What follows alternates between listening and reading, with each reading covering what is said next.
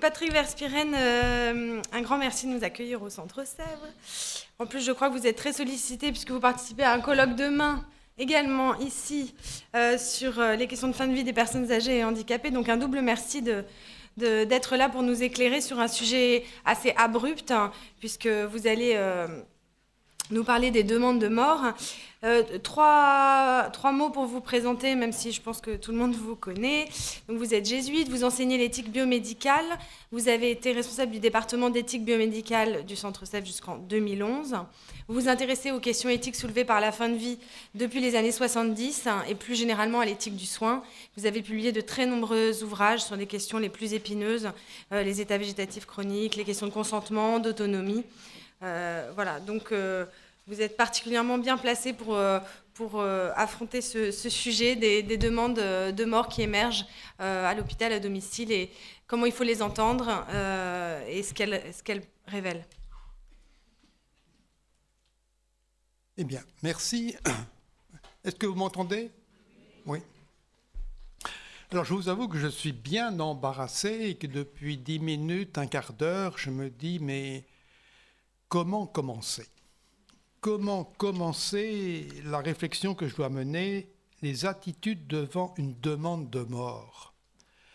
J'ai l'impression que cette question qui m'est posée, que je dois aborder, résonne comme un coup de poing après tout ce que nous avons entendu, comme finalement un désaveu, oui, un désaveu de tout ce qui a été dit et qui était vrai, comme un retour à la réalité qui ne dément pas ce qui a été dit, mais qui ouvre alors un pan tout à fait autre de la réalité. Alors, je vais commencer par une remarque de quelqu'un que j'estime beaucoup, le docteur Anne Chapelle, qui est médecin, qui a exercé en soins palliatifs, qui est membre du département d'éthique biomédicale du Centre Sèvres, mais qui malheureusement n'est pas là aujourd'hui et qui est retenue par des obligations importantes vu qu'elle a été élue supérieure générale de sa congrégation. Mais elle a été médecin de soins palliatifs et elle a écrit dans une communication au Centre Sèvres « Nous pouvons tous être sollicités un jour ou l'autre par une demande de mort de la part d'un patient atteint d'une maladie grave. » Elle est médecin, donc elle parle de patient. L'éventualité d'une telle requête qui nous serait adressée n'épargne aucun de nous, que nous soyons soignants, aumôniers ou membres d'une équipe d'aumônerie, bénévoles ou visiteurs de malades, ou simplement amis ou parents d'un malade incurable. Évidemment, une telle demande de mort nous bouscule, nous ébranle. À cette sollicitation complexe, il n'y a pas de réponse satisfaisante qui soit simple, à l'emporte-pièce, d'un seul tenant. Répondre à une telle demande, c'est s'engager dans un itinéraire avec la personne, s'engager dans un itinéraire. Et je crois qu'elle a pleinement raison. Donc il faut parler de ces demandes de mort, ces demandes d'euthanasie en France, plus que d'assistance au suicide. D'abord, malgré tout l'écho donné à certains cas, les études disent que ces demandes de mort formulées par les patients sont rares en France, sont rares et même très rares. Et pour le dire, je m'appuie sur l'enquête de l'Institut national d'études démographiques.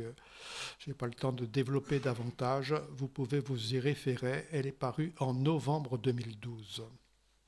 Mais le même Institut de démographie, l'INED, dit « Peu de malades demandent explicitement l'euthanasie, mais 16% des personnes décédées ont exprimé à un moment ou à un autre le souhait d'accélérer leur mort. 16%, c'est un malade sur 6. Et la Société française d'accompagnement et de soins palliatifs, la SFAP, dit la même chose. il est fréquent qu'un patient passe par des moments où il souhaite mourir. Mais le même texte ajoute « ce qui ne veut pas dire qu'il demande un geste d'euthanasie ». Et donc il s'agit de savoir écouter ses souhaits de mort, ses désirs de mort, mais de savoir justement bien les écouter, de ne pas tout confondre et surtout de ne pas nous précipiter dans des gestes inconsidérés. Déjà il y a longtemps, le docteur Cicely Saunders, la fondatrice de St. Christopher Hospice, demandait, invitait à une grande finesse d'écoute lorsque des malades disent vouloir mourir. Et elle écrivait « De telles demandes viennent souvent inopinément, c'est-à-dire lorsqu'on n'est pas prêt à l'entendre, inopinément, et doivent être écoutées avec une grande attention sans être discutées ou blâmées.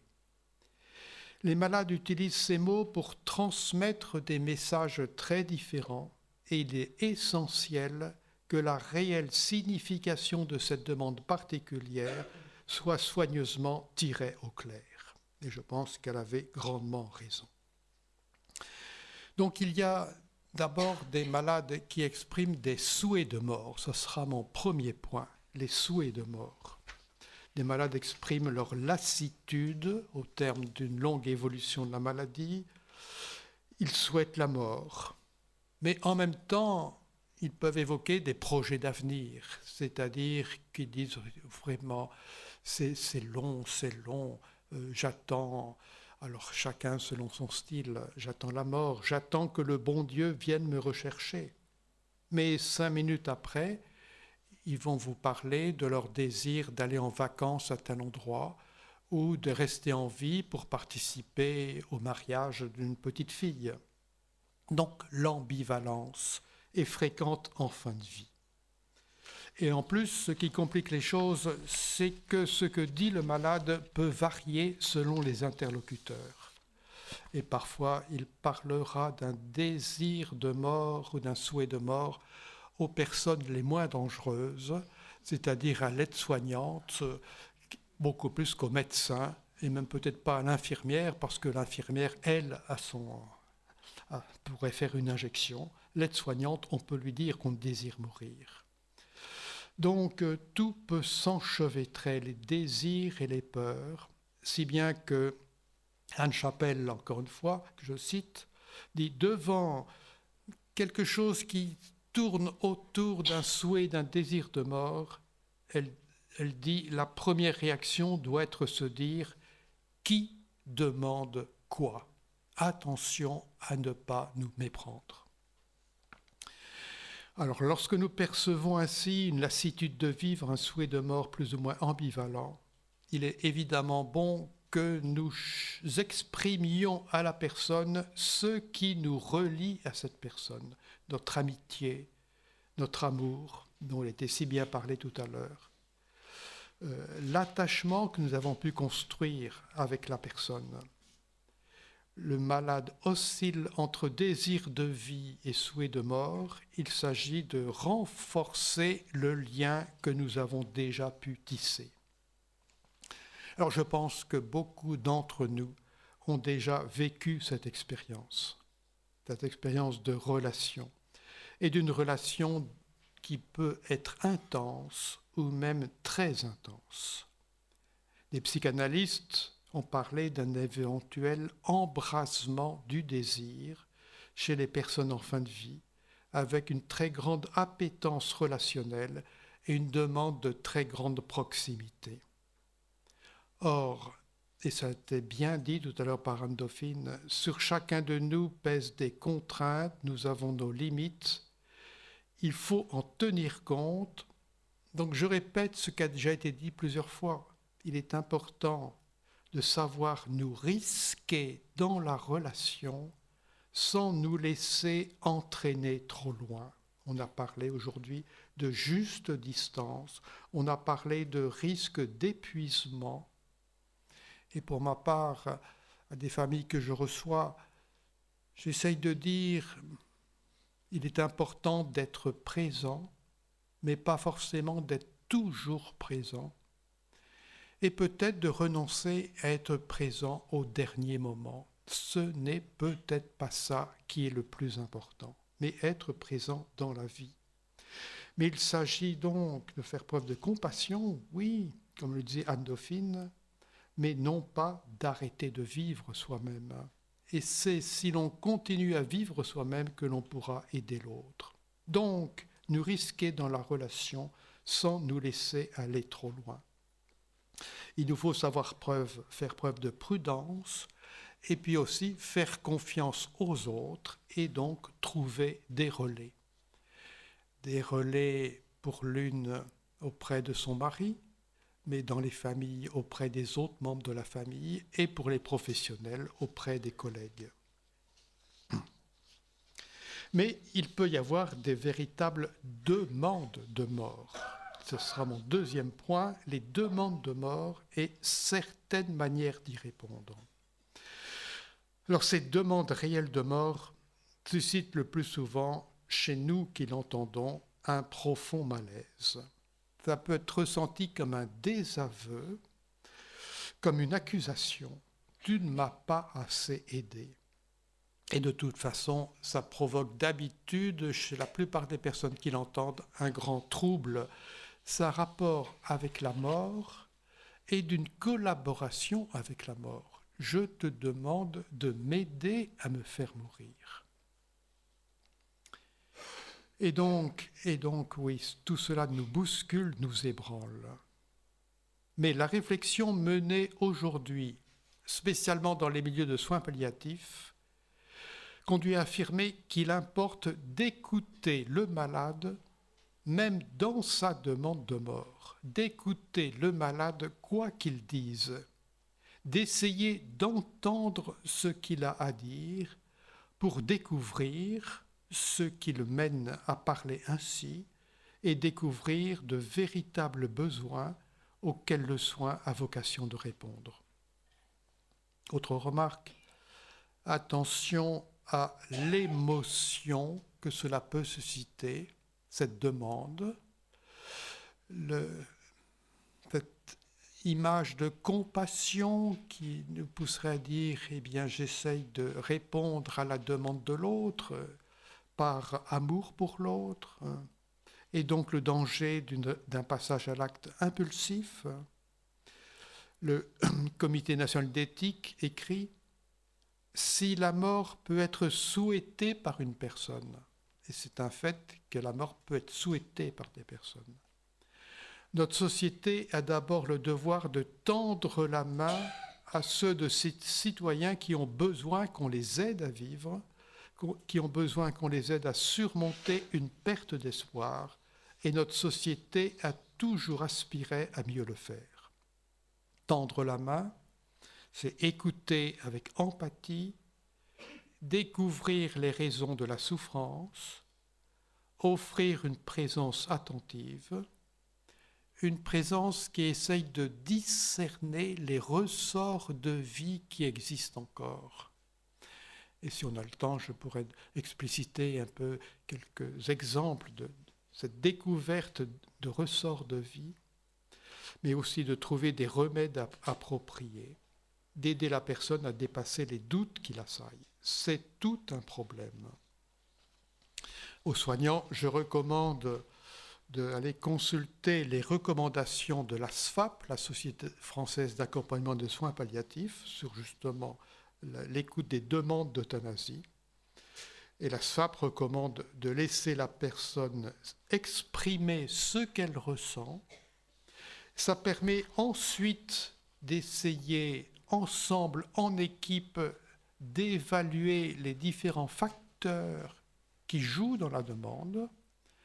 Ça peut être la manière dont le diagnostic a été porté, a été annoncé, de façon trop brutale peut-être. Ça peut porter, même dans les bonnes équipes de soins palliatifs, sur un mauvais soulagement de la douleur. C'est à ce moment-là que le malade peut exprimer qu'il a encore certaines douleurs ou d'autres sources de souffrance physique ou psychique, son état émotionnel, son anxiété, son dépression. Et c'est peurs, ses craintes. Alors, faire ainsi un état de la situation, percevoir ainsi les souffrances et les peurs du patient, peuvent permettre, pas toujours, mais peuvent permettre de rassurer le patient, peuvent lui permettre de lui promettre d'améliorer le traitement des diverses sources de souffrance, permettent de lui garantir qu'il ne sera pas soumis à une obstination déraisonnable, un acharnement thérapeutique, qu'il aura toujours le droit de refuser les traitements, rappeler à un malade que le médecin ne peut agir qu'avec son consentement et qu'il a le droit de refuser, c'est important de le rappeler. Négocier un délai pour évaluer le résultat. Vous demandez à mourir. Écoutez, donnez-nous encore du temps. Donnez-nous un peu de temps, qu'on essaye ainsi d'améliorer le traitement, etc. Donc, proposer un contrat qui réintroduise justement du temps, de la temporalité, négocier cela. Et beaucoup peut être fait dans ce domaine pour répondre aux besoins de la personne, à ses besoins qui auront été découverts grâce à l'écoute de sa souffrance. Nombreuses sont les équipes soignantes, tout spécialement les équipes de soins palliatifs, qui s'attellent à une telle tâche qui peut être difficile et éprouvante. Bien des soignants m'ont dit que c'est éprouvant. Ça peut être usant ainsi d'entendre ces formes de désespoir, ces demandes de mort. Mais il est important que la personne soit écoutée et soignée, et si elle est ainsi écoutée et soignée, dans le plus grand nombre de cas, la personne ne réitère pas sa demande de mort.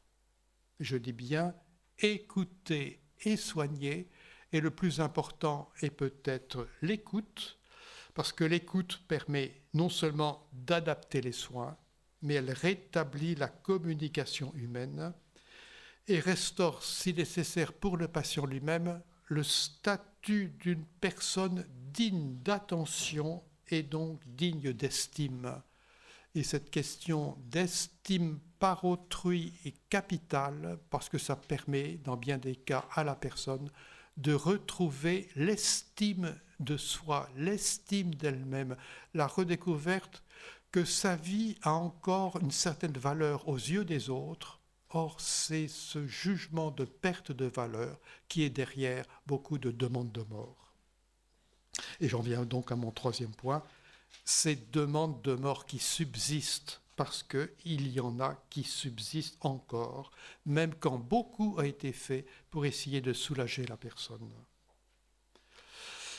Il faut reconnaître que dans les années en France, dans les années 80 et 90, l'emploi enfin autorisé des antalgiques majeurs, des antidouleurs les plus forts comme la morphine, a permis de soulager des douleurs intenses. Et ça a été un grand progrès. Puis les soins palliatifs ont fait encore d'autres progrès et on a soulagé bien des symptômes. Si bien que beaucoup de douleurs et d'autres souffrances physiques, bon, j'emploie ce terme devant un public non professionnel de santé, souffrance pour désigner l'ensemble de ce dont souffre un malade, et il y a toutes sortes de souffrances physiques. Désormais, on peut les soulager dans bien des cas. Mais tout ceci, une fois soulagé, ça laisse apparaître des souffrances qu'on dit actuellement d'ordre existentiel, dues essentiellement à la perte de l'estime de soi, à la perte du sentiment de sa propre valeur, du sens de sa vie, avec toutes les questions qui peuvent assaillir le patient. À quoi bon vivre encore ? Quel est désormais le sens de cette vie marquée par tant de diminution, par tant de pertes, la perte de toute forme d'utilité sociale, la dépendance des soins prodigués par autrui. Donc, quel est le sens de cette vie qu'on juge devenue un poids pour les proches et pour la société?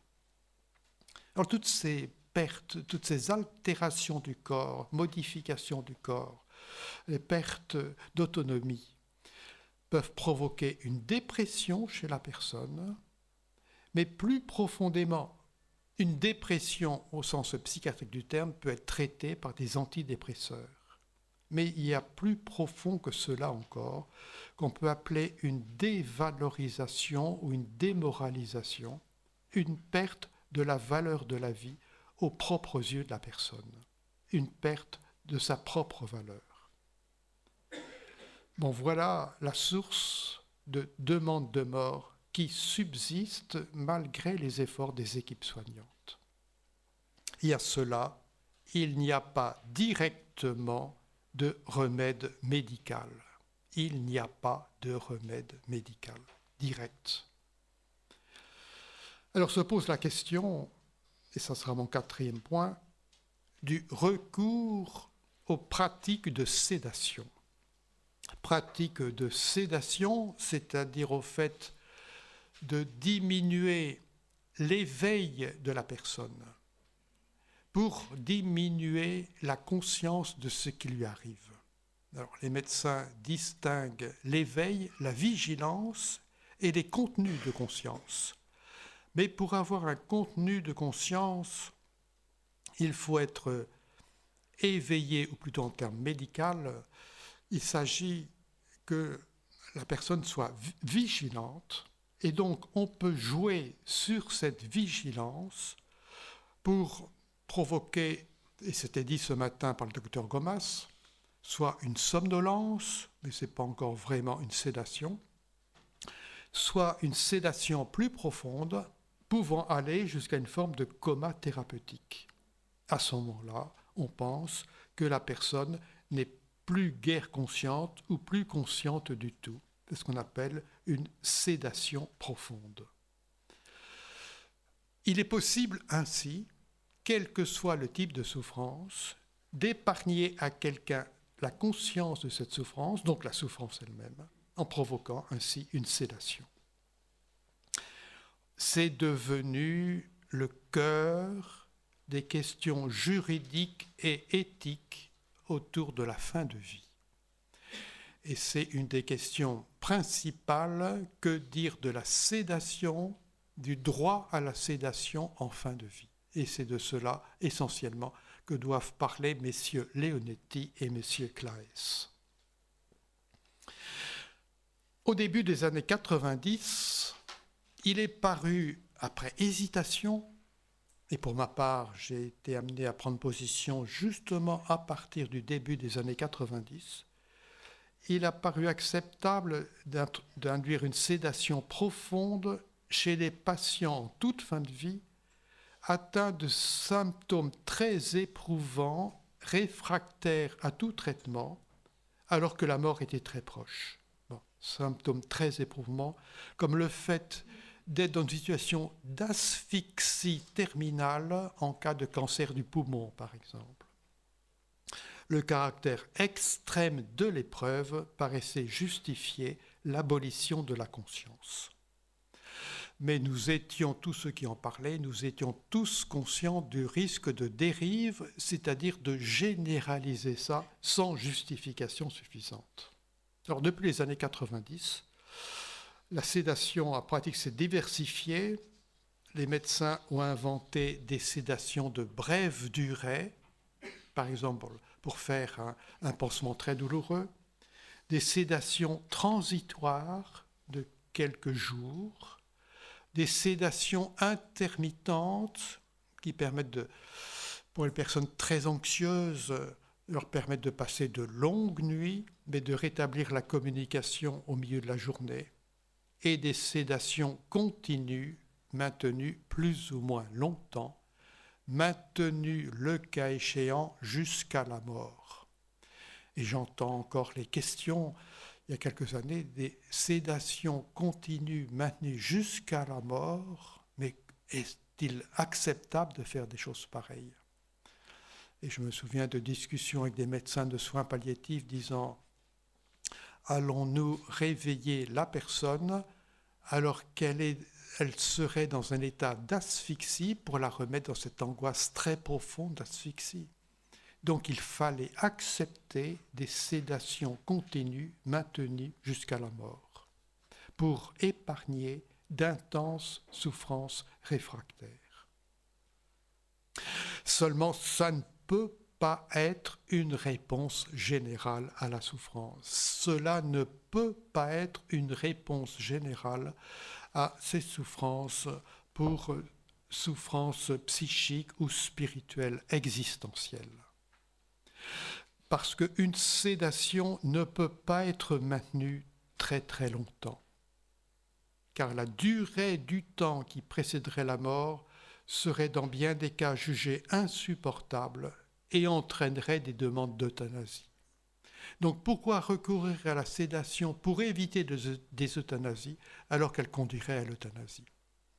Pour dire ça, on pourra en discuter, mais la France a connu l'expérience de ce qui a été appelé les cocktails lithiques. Mais les cocktails lithiques, c'était des espèces de sédations, des sédations lourdes, qui ont dérivé et qui ont été employées finalement de façon lithique, c'est-à-dire de façon euthanasique. L'expérience montre que des sédations provisoires ou des sédations intermittentes peuvent apaiser de ces malades très angoissés qui doutent du sens de leur vie.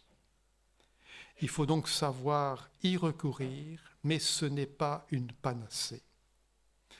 Et donc, il faut bien dire que nous n'avons pas la réponse aux demandes de mort, à ces demandes qui subsistent.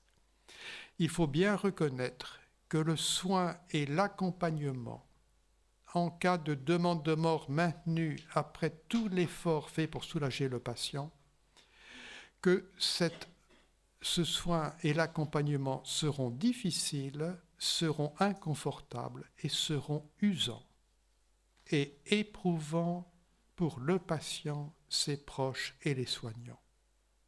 Je crois qu'il faut le reconnaître. Mais il importe que cela soit reconnu comme une mission des professionnels de santé et une mission approuvée par la société. En même temps, reconnaître le poids et la difficulté de cela pour les équipes et donc reconnaître que pour s'acquitter de cette tâche difficile, s'approcher jour après jour d'un être humain qui désespère de sa vie, les équipes soignantes ont besoin d'être soutenues par des moyens appropriés.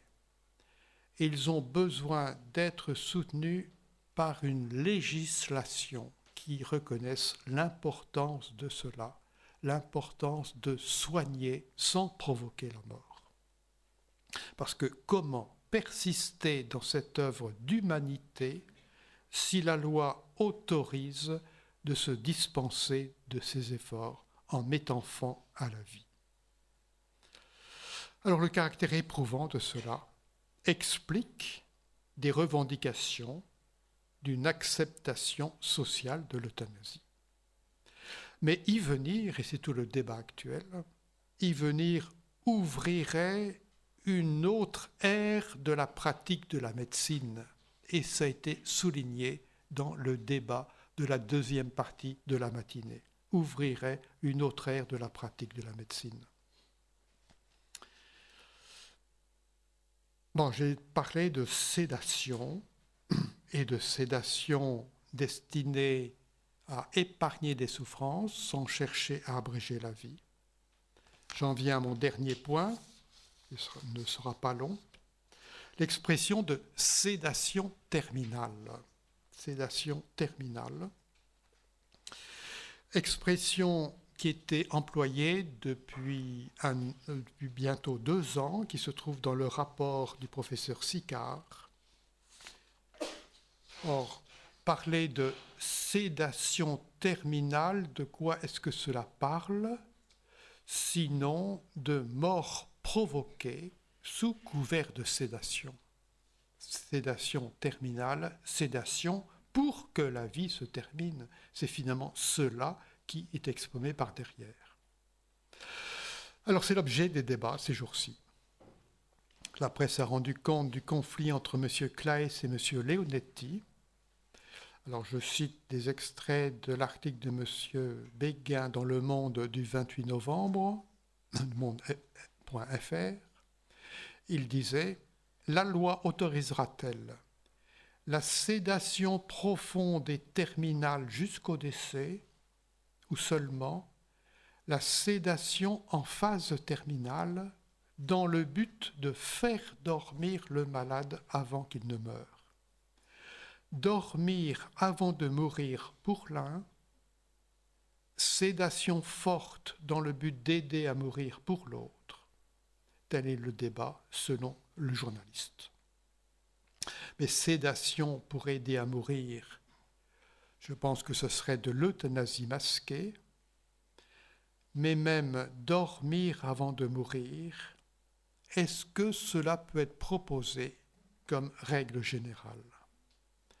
La généralisation d'une telle pratique, je pense, ouvrirait à bien des dérives. Et je pense qu'il faut être très vigilant, quelle que soit la décision qui sera prise pour la législation, d'être vigilant pour éviter une telle généralisation. Alors, dernière remarque, je terminerai là-dessus. J'ai toujours supposé que le cadre légal dans lequel s'inscrit notre système de santé récuse la pratique de l'euthanasie au sens de provoquer délibérément la mort d'un malade pour lui éviter des souffrances. Je suis persuadé qu'une légalisation de l'euthanasie rendrait ce que j'ai développé beaucoup plus difficile à mettre en œuvre, notamment tout cet effort pour aider des malades à dépasser leurs souhaits ou leurs demandes de mort. Ça rendrait cela beaucoup plus difficile à mettre en œuvre, surtout en cas de demande de mort pour raison de souffrance existentielle. Alors, quel que soit le jugement qu'on porte sur ce livre, je pense que le livre de Corinne von Oost, médecin catholique, pourquoi je pratique l'euthanasie, ce livre est intéressant à lire de ce point de vue. Il montre une transformation de mentalité chez les professionnels de santé à partir du moment où l'euthanasie devient acceptée légalement, dépénalisée, une transformation des mentalités chez les professionnels de santé et dans la population générale. Une dépénalisation conditionnelle de l'euthanasie conduit assez rapidement, j'en suis persuadé, assez rapidement à la notion d'un droit à la mort sur demande. Et cela change beaucoup de choses. Mais ça dépasse le cadre qui m'a été imparti pour cet exposé. Donc je m'arrête ici.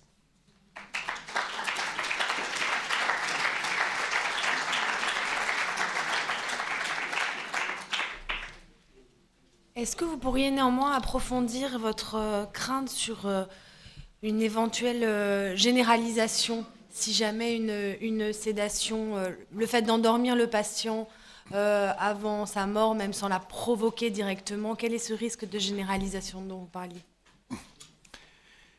Nous avons eu l'expérience de l'emploi de médications sédatives pour... c'était un mélange d'antalgique, le dosal largactyle d'un neuroleptique et de Phénergan, d'un sédatif. Au départ, c'était une médication destinée à faire dormir les patients dont on n'arrivait pas à soulager la souffrance. C'est devenu dans certains services hospitaliers la médication de fin de vie. Seulement, dans les équipes, s'il y avait trop de patients ainsi plus que somnolents, pratiquement inertes, ne réagissant pas, ça devenait très lourd pour les équipes ainsi de soigner ces corps inertes. Et on s'est aperçu qu'il y a eu un glissement progressif on en est venu finalement à faire en sorte que ça ne dure plus très longtemps. Donc il y a eu cette dérive qui n'a pas été voulue, cette dérive. On a parlé de cocktail lithique, mais au départ, ce n'était pas du tout l'expression. On parlait de DLP à Paris, on parlait de M1 à Lyon. Le professeur Laborit et le professeur Huguenard parlaient, eux, sans doute de cocktails sympatholytiques ou parasympatholytiques. Je ne sais pas quelle est l'expression, je n'ose pas l'employer pour ne pas faire fusiller par les médecins, mais voici l'expression de départ. Ça a été raccourci ensuite par les infirmières en cocktail lithique, qui ont dit que c'est un cocktail mortel. On était donc passé d'un sédatif à un emploi mortel en l'espace d'une dizaine d'années. Je pense que déjà, dans notre société, le temps est long à supporter. Les familles disent parfois « docteur, ça dure ». C'est une invitation à ce que ça ne dure pas très longtemps. On dit « mais quel sens a cette vie ?» Mais si le patient est alors là profondément endormi, profondément sédaté, comme on dit, cette question deviendra de plus en plus présente. Docteur, à quoi ça sert cette vie? À quoi ça sert? Et quelle sera la réponse? Donc sédation, oui, quand c'est nécessaire, oui. Mais l'homme n'est... Et souvent d'ailleurs, la fin de vie se passe, la personne est plus ou moins consciente, mais ne faisons pas que toutes les fins de vie se passent dans l'inconscience.